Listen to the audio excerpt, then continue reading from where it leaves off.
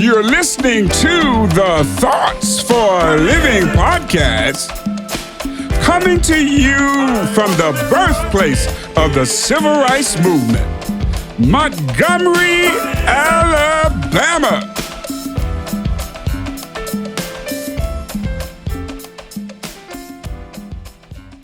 We really appreciate you being with us today, taking out of your time to share with us on this podcast. On this 26th day of February in the year of our Lord, was that 2022? And we're talking about Black maternal and infant mortality. And in the first segment, we were looking at the evidence that showed that Black women and children died at almost twice the level of non-Hispanic white women. And we wanted to know, I'm in Alabama where the governor was one of the first persons to endorse and to legislate some anti-abortion laws. And I just haven't heard any concern for Black maternal and infant mortality. I haven't heard any concern for any women's maternal and infant mortality. But we focus here today on Black women's maternal and infant mortality. And we hear, we're pro-life, we hear we're anti-abortion, but as many as 1,640 Black women have died in a single year trying to give birth. And most of these deaths, according to the research, are preventable. We saw in the research that much of what impacts Black women being able to live through childbirth and their infants being able to live through childbirth has to do with the way they are viewed in this society. And we suggest through ecological consciousness theory that historically and in the present day, Black women are demonized in society. And that stress is carried into, we believe that stress is carried into their attempt to bring their children to term. On the positive, we did see where in places where you have a lot of African-American childs being in hospitals, where you have a lot of African-American children being born, and particularly where you have complications in the birthing process for Black women, where those women had Black physicians, those children the death rate was cut in half. So we have research that shows that when a European American is the physician for an African American mother, their children die at 3 times the rate of European American white women. Now, how do we explain that? Well, one of the things that we know using intersectionality with Kimberly Crenshaw, who formulated this theoretical framework, who was also a creator and establisher of critical race theory, we know that Black women are the most, and this is me talking, this is not Crenshaw talking, but to me, the evidence is clear that black women are the most oppressed group in the United States. And I dare say, because white racism is global, that would include the earth. They're demonized, firstly, because they're female. In a white, male-dominated society, maleness is valued. Femininity is seen as inferior. So first, they are demonized because they are feminine, female, women. Secondly, they are demonized because they are black, their ethnicity. And then thirdly, black women can be demonized and oppressed because of their socioeconomic status. So we see where if you have a black woman, God forbid, who is not only black and female, a black woman, but also poor, she's carrying the heaviest load of any group. Now, I would dare say this would be the same for any women who are of color. Be they Native American women, be they Asian women, all across our sisters in the diaspora, whether that be the Caribbean, whether that be in Europe, or even on the continent. Women of color face oppression because of their race, because of their gender, and because of their class.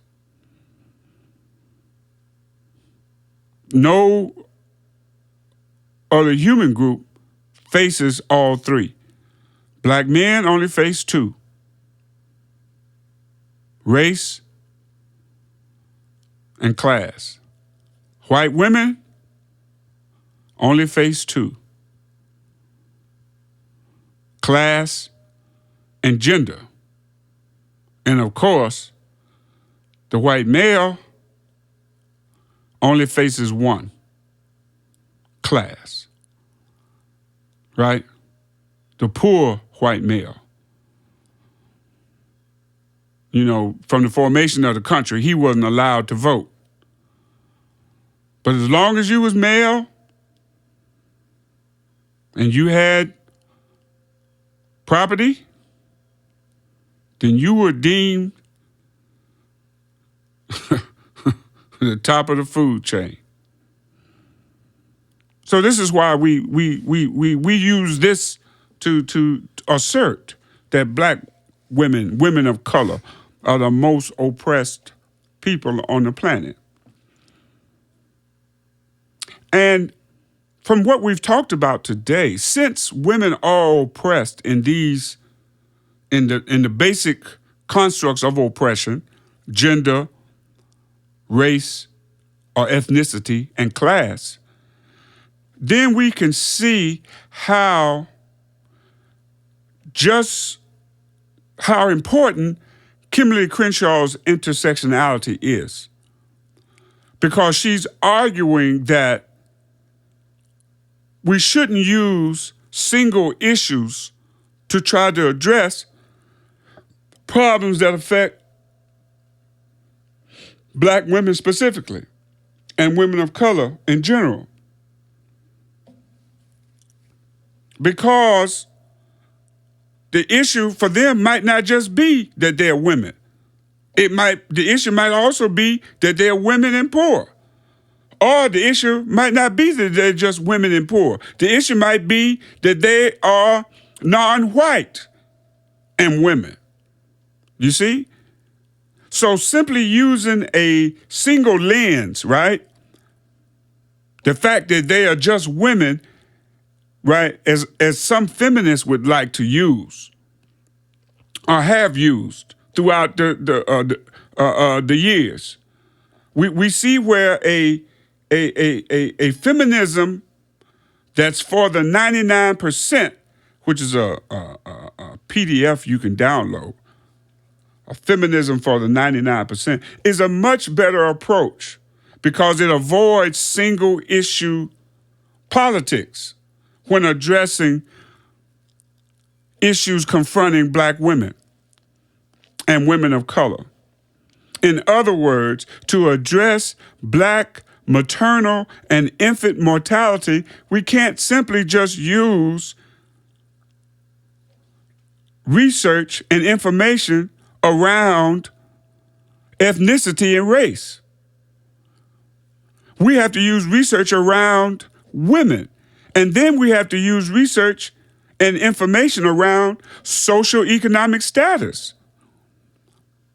And then when we use these three, then we recognize when we're talking about black women's issues, we can't just talk about the woman and her pregnancy. We have to talk about the ecological context in which this woman exists. Is there quality housing? Is there paid leave? Is there quality prenatal care access?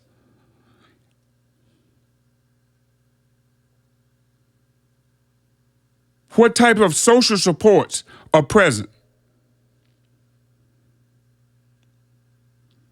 Just talking about gender alone would not be enough to address this problem that can be ameliorated.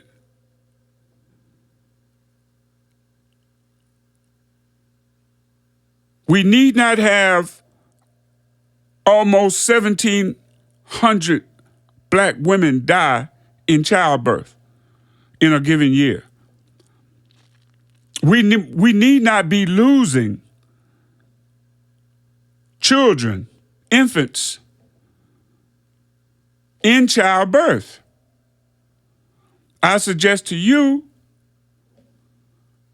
for those who want to bring their children to term, those who want to see women bring children to term, this is of utmost importance.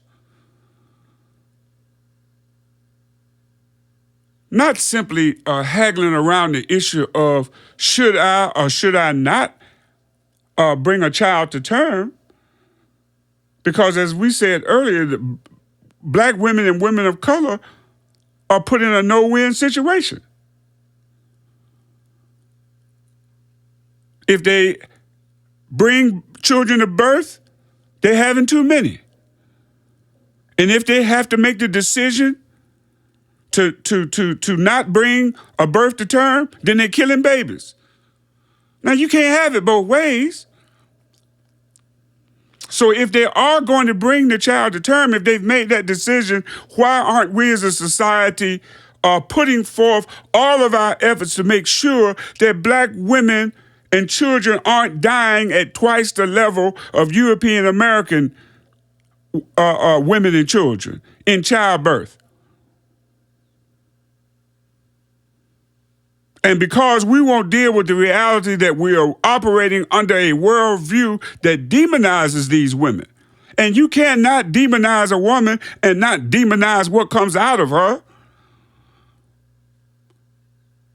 So we as black people are demonized, the women are demonized, the children are demonized. Now, is there any surprise that we're not marshaling resources to address black women who are trying to bring their children to term, who are facing death, not only themselves, but the possibility of losing children at twice the rate of European American women? Now, as a caveat, I'll agree. White maternal and infant mortality is not being discussed either. we hear a single issue, abortion. Nothing about the women and children who are dying trying to bring children into the world. I think it's incumbent upon us to address this issue. And in addressing this issue, we have to deal with the lens that we're using and how we're seeing each other. And again, in ecological consciousness theory, we assert that the European American value system is based on individualism. Its default is the individual and individual rights.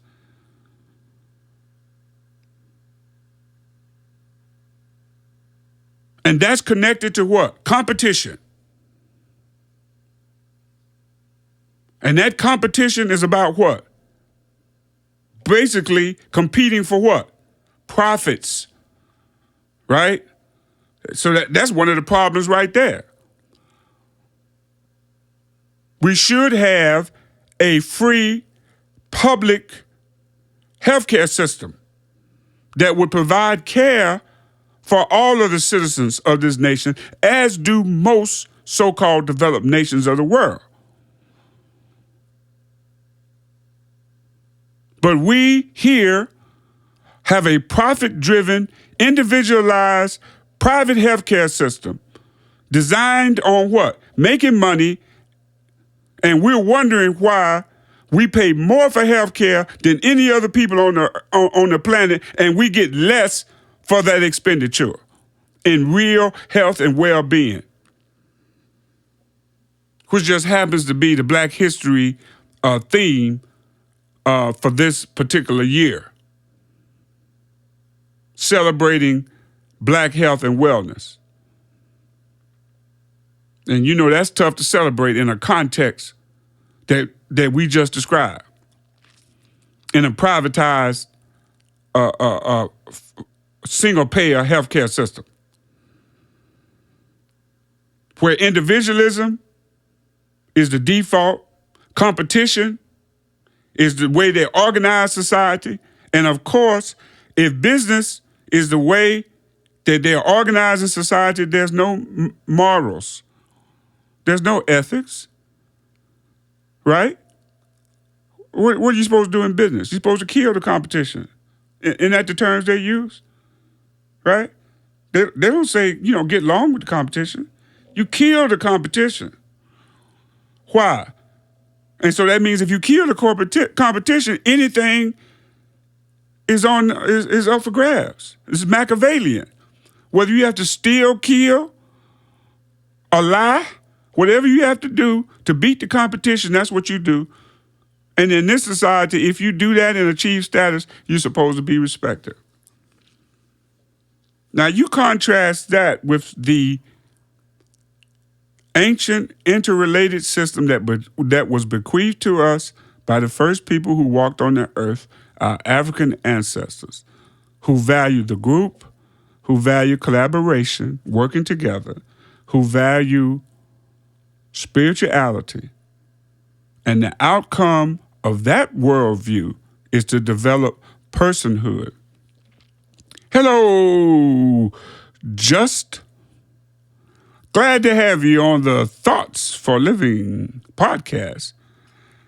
And we're talking about Black maternal and infant mortality, but we're also tying that to the worldview that we see present not only in the U.S., but that is being promulgated around the world.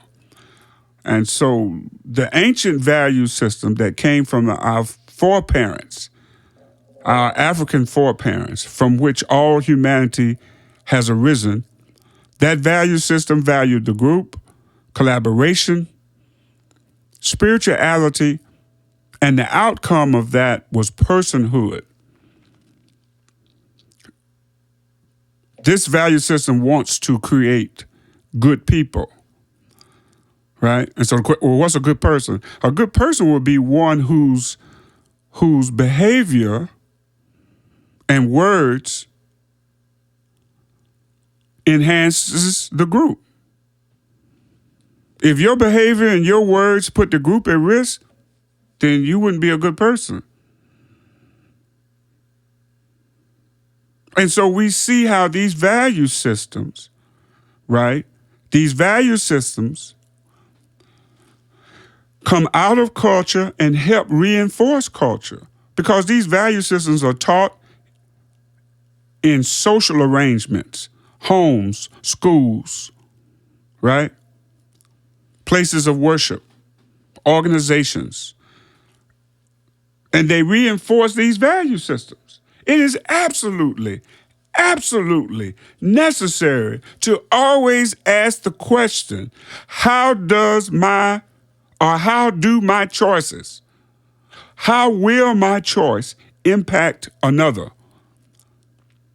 And if we think about that, then we can join, we are demonstrating this value system of valuing others, of valuing the group, of valuing spirituality, of valuing personhood.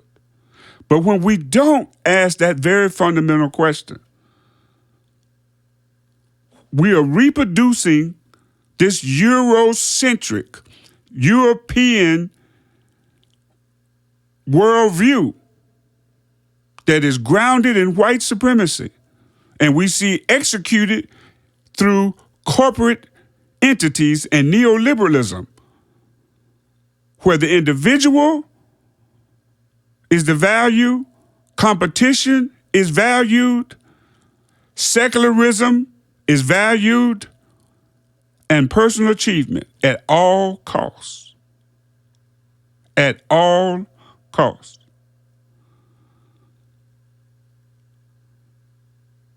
When you use that value system and don't value the group, then you're not going to make decisions thinking about how your behavior impacts other people. And as we said on countless times before, the Supreme Court gave this is what I want to say. Thank you, Lord. We have people in this country who protest about, quote unquote, killing babies. But you know what I find as awful? That these same people don't understand that the Supreme Court created Frankenstein. They gave human legal status to a corporation, to a non-human entity, right? Isn't that what the story of Frankenstein was all about? Huh? Making something come alive that, had parts of humanity, but it really wasn't human. See? And we created this monster called the corporation. And that corporation now has individual status. Supposedly the same rights as human beings. Now, you don't have a problem with that? That you would give rights to an entity that is not human? So now corporate money can be used as much as it wants to be used without people knowing who the corporation is in order to influence elections? These same corporations are buying and paying our so-called representatives to be able to formulate laws that's in their interests and marginalizes the masses of people in the United States and in the world. We now have major corporations that have greater finances than nation states in the world. The only question is, are we going to allow the entities to see human beings create corporations? Corporations don't create human beings. A corporation can't birth a human being. So are we going to allow this thing that we've created to dictate to us? Are we going to allow ourselves to be enslaved by individualism, competition, secularism, and personal achievement, hidden under the guise of corporate privatization? We hope you have enjoyed today's podcast and you've heard some things that would guide your thoughts and your thinking. Until next time, you're listening to the Thoughts for Living podcast.